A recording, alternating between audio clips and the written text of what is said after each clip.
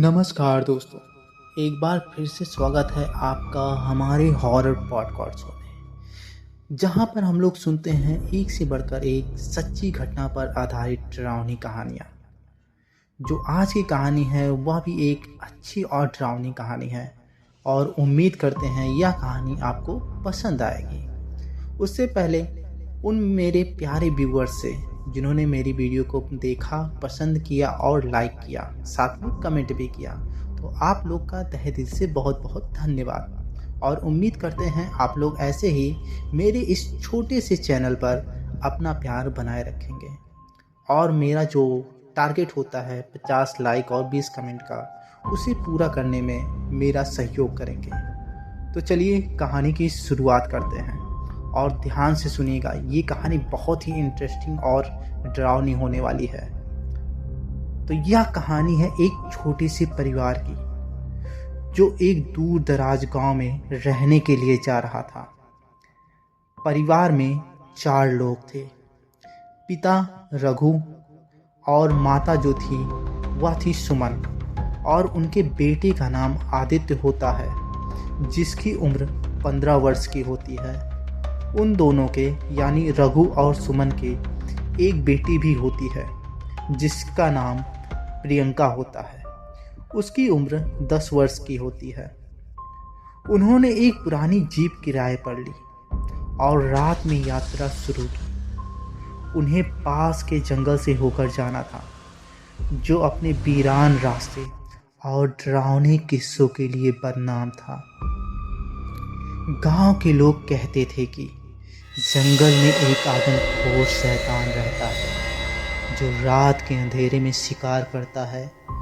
कोई भी उस रास्ते से रात में जाने की हिम्मत नहीं करता था, लेकिन रघु को इन बातों पर विश्वास नहीं था, या यूं कहें उसे इन सब चीज़ों की परवाह ही नहीं थी। अब वह अपने परिवार के साथ और एक ड्राइवर के साथ उस जंगल के रास्ते से बढ़ना शुरू कर देता है। उनकी जीप जंगल के घने रास्ते पर धीरे धीरे आगे बढ़ रही थी। चारों ओर अंधेरा था। पत्तों की सरसराहट और हवा की सीटी जैसे डरावने स्वर वातावरण को और भी भयानक बना रहे थे। तभी रघु की बेटी ने यानी प्रियंका ने सहमे हुए अंदाज में कहा, पापा ये रास्ता कितना डरावना है। रघु ने हंसते हुए कहा, डरो मत बेटा, यह सिर्फ अफवाहें हैं और कुछ नहीं। वहीं जीप के ड्राइवर, जिसका नाम मंगलू होता है, उसने कुछ भी नहीं कहा। वह चुपचाप गाड़ी चला रहा था, लेकिन आंखों में उसके डर साफ साफ झलक रहा था। सुमन ने उससे पूछा, क्या ये रास्ता सच में इतना खतरनाक है? मंगलू ने बुदबुदाते हुए कहा, मैडम, मैंने सुना है कि जो लोग रात में इस रास्ते पर आते हैं वे कभी लौट कर नहीं जाते हैं, लेकिन सब भगवान की मर्जी है। लेकिन आदित्य के पिता ने इन सब बातों को काटते हुए बोला, क्या आप फिजूल की बकवास करने में लग गए हैं? चलो हम लोग मस्ती करते हैं। और ऐसा कहकर वह गाड़ी के रेडियो को ऑन करते हैं और उनमें से एक अच्छा सा संगीत चालू कर देते हैं। कुछ ही देरों में वे सब लोग संगीत की धुन में मस्त होकर झूमने लगते हैं। और ऐसा हुए कुछ ही देर हुआ था, तभी जंगल के बीचों बीच जीप अचानक झटका खाते हुए बंद हो जाती है। मंगलू ने कई बार कोशिश की, लेकिन गाड़ी स्टार्ट ही नहीं हुई। रघु ने चिंतित होकर पूछा, यह क्या हुआ? तो ड्राइवर मंगलू ने बोला, सर लगता है इंजन गर्म हो गया है, मैं देखता हूँ। जैसे ही मंगलू ने बोनट खोलकर इंजन देखने की कोशिश की, तभी कुछ ही देर में आदित्य ने चीख कर कहा, मुझे कुछ अजीब सा महसूस हो रहा है, जैसे कोई हमें देख रहा हो। सुमन ने उसे डांटा, चुप रहो, ऐसी बातें मत करो। मंगलू अभी गाड़ी के इंजन की जांच कर ही रहा था कि अचानक झाड़ियों में हलचल हुई। मंगलू ने डरते हुए पूछा, कौन है वहाँ? और इस तरह से सभी का ध्यान झाड़ियों की ओर चला जाता है। अंधेरे में कुछ नहीं दिखाई देता है, लेकिन वहाँ से आवाज़ें लगातार आ रही थीं। रघु ने कहा, शायद कोई जानवर होगा। लेकिन जैसे ही मंगलू इंजन की जांच करने के लिए झुका, एक भयानक घबराहट भरी आवाज़ वहाँ के माहौल में गूंज उठती है। और वह आवाज़ इतनी भयानक होती है कि मंगलू भय से कांपने लगता है और डर के मारे तेजी से जीप के दरवाजे की ओर भागता है। और जैसे ही वह दरवाज़ा खोलता है, तभी कोई भयानक सी चीज़ तेजी से आती है और मंगलू को झाड़ियों के अंदर घसीटती हुई ले जाती है। रघु ने चिल्लाया, मंगलू! सभी ने देखा कि झाड़ियों में एक काली परछाई तेजी से भाग रही थी। वह इतना विशाल था कि और साथ में भारी भरकम होता है कि मंगलू को वह एक तिनके की भांति खींचता हुआ उस घने अंधेरे में गायब हो जाता है। साथ ही परिवार के सदस्यों ने यह भी महसूस किया कि जब वह भाग रहा था तो एक अजीब सी कंपन उस पूरे रास्ते पर हो रही थी, मानो अजीब से हल्के भूकंप के झटके लग रहे हों। जब वह शक्ति मंगलू को खींच रही थी, तब मंगलू बहुत तेजी से चीख रहा था। लेकिन कुछ ही देर बाद मंगलू की आवाज़ उस घने अंधेरे जंगल में कहीं गायब हो जाती है और एक बार फिर से चारों तरफ घना अंधेरा सन्नाटा छा जाता है। अब परिवार जीप के अंदर बैठा हुआ था। सुमन ने दोनों बच्चों को अपने पास कसकर पकड़ लिया। सुमन ने कहा, रघु, हमें यहाँ से भागना होगा। रघु ने कहा, लेकिन गाड़ी चल नहीं रही है और कहता है मैं जाकर एक बार फिर देखने का प्रयास करता हूँ। जैसे ही रघु गाड़ी से बाहर निकला, उसे पेड़ों के बीच लाल चमकती आंखें दिखाई दी, मानो वह रघु को ही घूर रही हो। यह भयानक दृश्य देखकर रघु एक पल के लिए जमे जाता है और फिर कुछ देर बाद रघु डरते हुए बुदबुदाता है, यह क्या है? जैसे ही उसने ऐसा कहा, तभी उसे एहसास हुआ कि वह परछाई अब उसके पास थोड़ा और करीब आ चुकी है और अब रघु देख सकता था कि वह कोई इंसान नहीं था। उसका शरीर इंसानी तो था, लेकिन उसका चेहरा विकृत और जानवरों जैसा था। उसके दांत लंबे और धारदार थे और वह देखने में भी बहुत भारी भरकम भयानक लग रहा था। यह नज़ारा अब परिवार के सभी सदस्यों को सामने था। तभी रघु की पत्नी ने चिल्लाते हुए कहा, भागो, जल्दी से गाड़ी में आ जाओ। रघु चिल्लाया और वापस गाड़ी में कूद गया और अब रघु गाड़ी को स्टार्ट करने में लग जाता है। तभी उसे और उसके परिवार को एक एहसास होता है कि गाड़ी के ऊपर कोई भारी भरकम चीज़ मानो आ गिरी हो और एक जोरदार आवाज़ होती है। दरअसल वह वही प्राणी गाड़ी के ऊपर चढ़ गया होता है और वह अब खिड़की पर अपने पंजे मारने लगा। उसके नुकीले दांत शीशे को तोड़ने की कोशिश कर रहे थे। तभी आदित्य ने जल्दी से गाड़ी में रखा मिर्ची का पाउडर उठाया और खिड़की के पास फेंक दिया। इससे शैतान की आंखों में वह पाउडर पड़ गया और वह दर्द में चीखते हुए पीछे हट गया। रघु ने कहा, अब हमें यहाँ से जल्दी निकलना होगा। गाड़ी किसी तरह स्टार्ट हो गई और रघु के पिता ने गाड़ी को रास्ते पर अब तेज़ी से चलाने लगता है।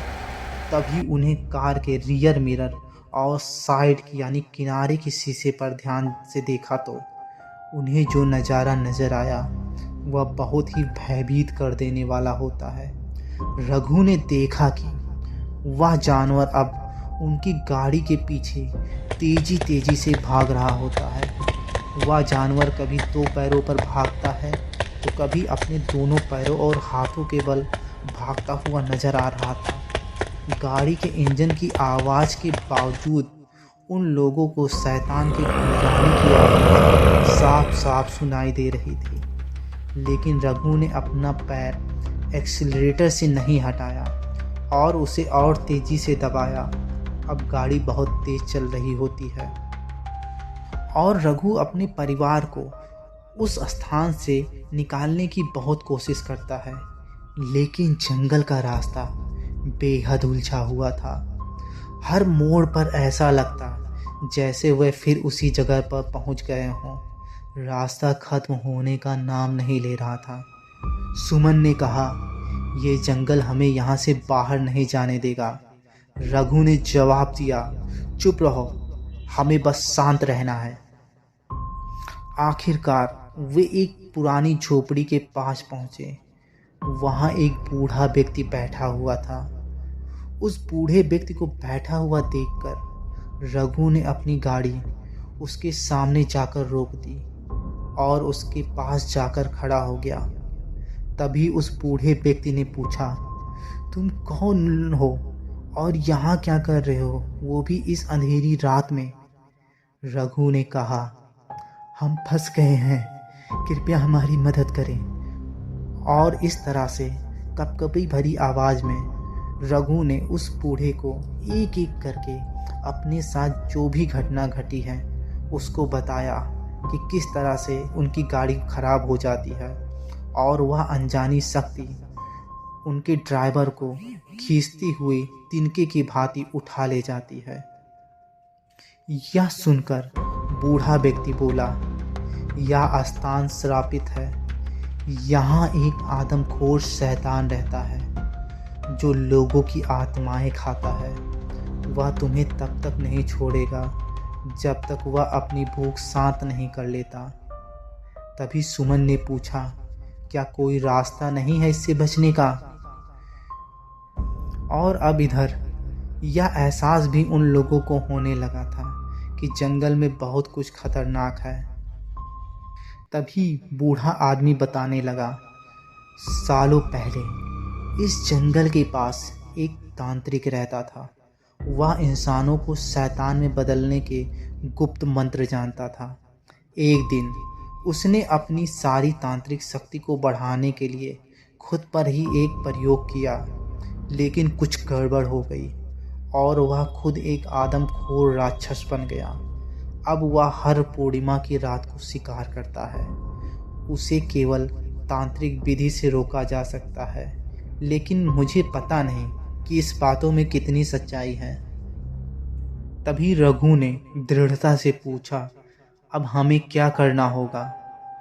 तो उस बूढ़े व्यक्ति ने कहा, उस आदमखोर राक्षस को तुम लोग सिर्फ आग से ही दूर रख सकते हो, उसे मार नहीं सकते हो, वह अमर है। और जैसे ही उसने यह सब कुछ बताया, तभी रघु को एहसास हुआ कि उसके सामने कोई भी नहीं होता है और वह बूढ़ा व्यक्ति मानो हवा में गायब हो गया हो। यह सब देखकर परिवार के सभी सदस्य चौंक जाते हैं कि यह कौन सा स्थान है, यहाँ पर ऐसो अजीबोगरीब घटनाएं क्यों घट रही हैं। तभी एक बार फिर रघु अपनी गाड़ी को स्टार्ट कर फिर से सड़क पर चलाना शुरू कर देता है, लेकिन कुछ ही देर के बाद उसकी गाड़ी पर न जाने कौन सी चीज़ टकराती है और गाड़ी अनियंत्रित होकर सड़क के किनारे खाई में जा गिरती है। लेकिन उस खाई के ज़्यादा गहरा न होने की वजह से परिवार के किसी भी सदस्य को गहरी चोट नहीं आती है और वह सब उठकर किसी तरीके से सड़क पर आ खड़े होते हैं। तो अब जो नज़ारा उनके सामने था वह अब एकदम अलग होता है। उन लोगों ने देखा कि अब सड़क के आगे कोई रास्ता ही नहीं होता है। सड़क वहीं ख़त्म हो चुकी होती है। उसके आगे सिर्फ और सिर्फ घना अंधेरा जंगल शुरू हो चुका था। अब सभी लोग उस अंधेरे जंगल में चलना शुरू कर देते हैं, इस उम्मीद के साथ कि शायद आसपास कोई गांव या सड़क नज़र आ जाए जिससे वह मदद मांग सके।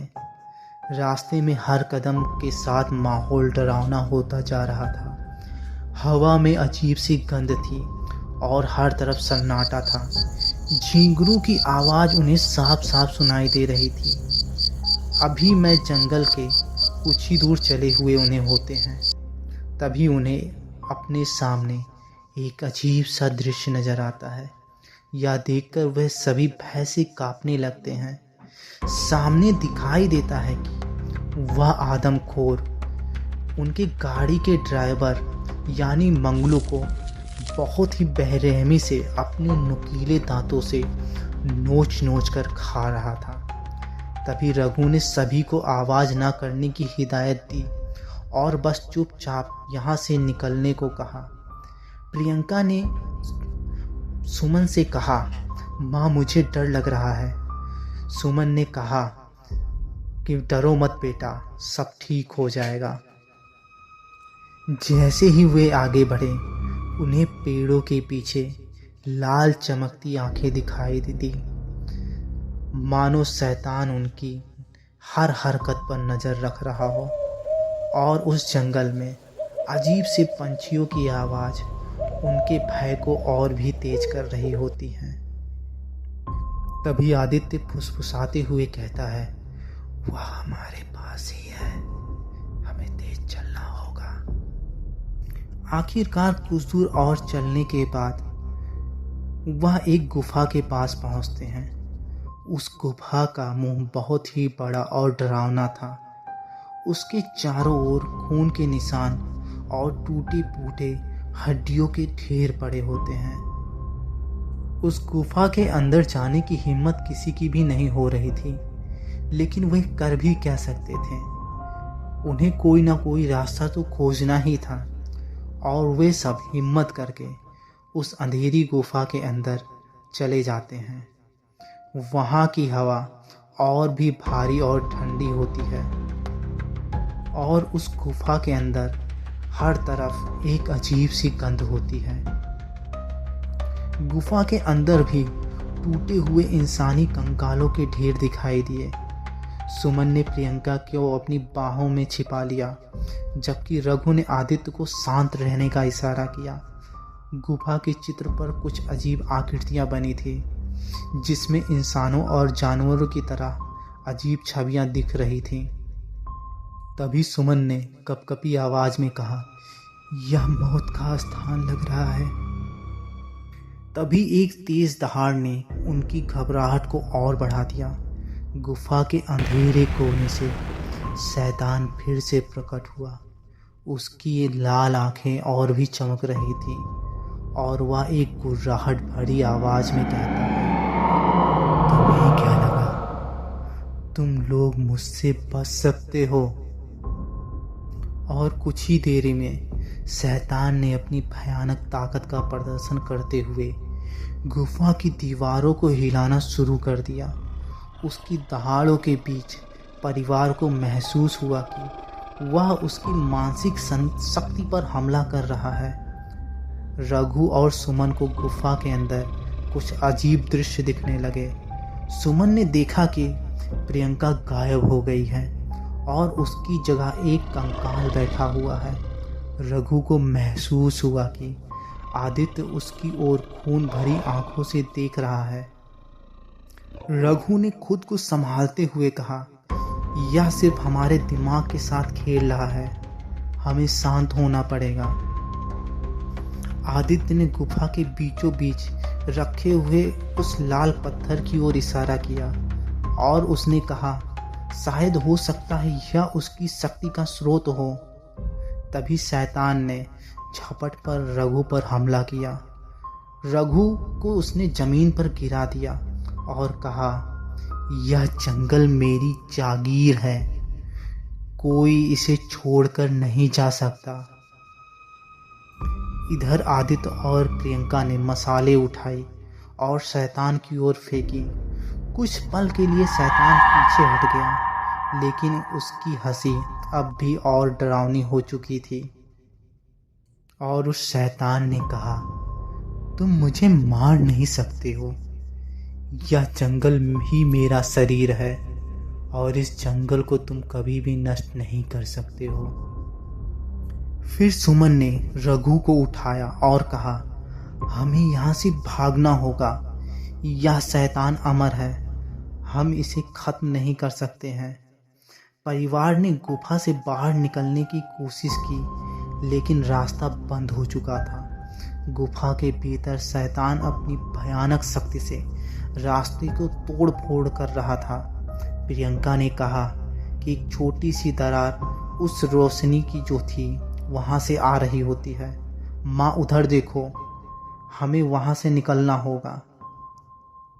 तभी रघु और आदित्य ने दरार को और चौड़ा करने के लिए पत्थरों को हटाना शुरू किया, लेकिन तभी शैतान ने फिर से हमला कर दिया और गुर्राते हुए कहा, तुम कहीं नहीं जा सकते हो। यह सब तुम्हारे लिए खेल है, लेकिन इस जंगल से कोई बचकर नहीं जाता है। सुमन ने अपने बच्चों को दरार से निकलने के लिए कहा और कहा, जल्दी यहाँ से जाओ। और एक एक करके सुमन और उसके दोनों बेटे और बेटियां वहाँ से निकल जाती हैं, लेकिन उसका पति रघु अभी भी उस गुफा के अंदर होता है और पीछे से उस शैतान ने उसको पकड़ लिया होता है। तभी अचानक से उन लोगों के सामने वही बूढ़ा व्यक्ति फिर से प्रकट होता है और पता नहीं क्या उसने अपने झोले से निकालकर कुछ भस्म की तरह उस शैतान के ऊपर छिड़क देता है, जिससे वह शैतान पीछे होकर हट जाता है और इस प्रकार रघु उस दरार से निकलकर बच जाता है। और फिर वह बूढ़ा व्यक्ति उन सबको लेकर उस जंगल से गायब हो जाता है और कुछ ही देर में सुमन और रघु और उसके बच्चों की जब आँख खुलती है तो वह अपने आप को उसी गाड़ी में पाते हैं जिस गाड़ी को वह खाई में गिराकर भागे हुए होते हैं। लेकिन वह गाड़ी अब ठीक होती है, मानो किसी चमत्कारी शक्ति ने उनके साथ ऐसा किया हो। और अब रघु गाड़ी को स्टार्ट करता हुआ फिर एक बार तेजी से चलना शुरू कर देता है और कुछ ही देर बाद उसे एहसास होता है कि सामने सूरज की किरणें निकल रही होती हैं और उन सबको अब यह पता चल जाता है कि अब वह शक्ति उनका कुछ नहीं बिगाड़ सकती है। और इस तरह से रघु, सुमन और उसके दोनों बच्चों की जान तो बच जाती है, लेकिन उस मासूम ड्राइवर की वहीं उस जंगल में आत्मा कैद हो जाती है। और कहते हैं आज भी उस जंगल में पूर्णिमा की रात जो भी गुजरता है उसके साथ ऐसे ही अनहोनी और डरावने हादसे होते हैं। तो दोस्तों, ये कहानी थी रघु की और एक आदमखोर जानवर की यानी शैतान की। तो यह कहानी आपको कैसी लगी? कहानी अच्छी लगी हो तो मुझे कमेंट बॉक्स में ज़रूर बताइएगा कि किस कहानी के सेक्शन में आपको ज़्यादा डर का एहसास हुआ। और उम्मीद करते हैं आप मेरे 50 लाइक और 20 कमेंट के टारगेट को पूरा करने में इस छोटे से चैनल की ज़रूर मदद करेंगे। तो कहानी पूरा सुनने के लिए आप लोग का बहुत बहुत धन्यवाद। मिलते हैं किसी नई डरावनी और सच्ची घटना पर आधारित कहानियों के साथ। तब तक के लिए अपना ख्याल रखिए और बाय बाय।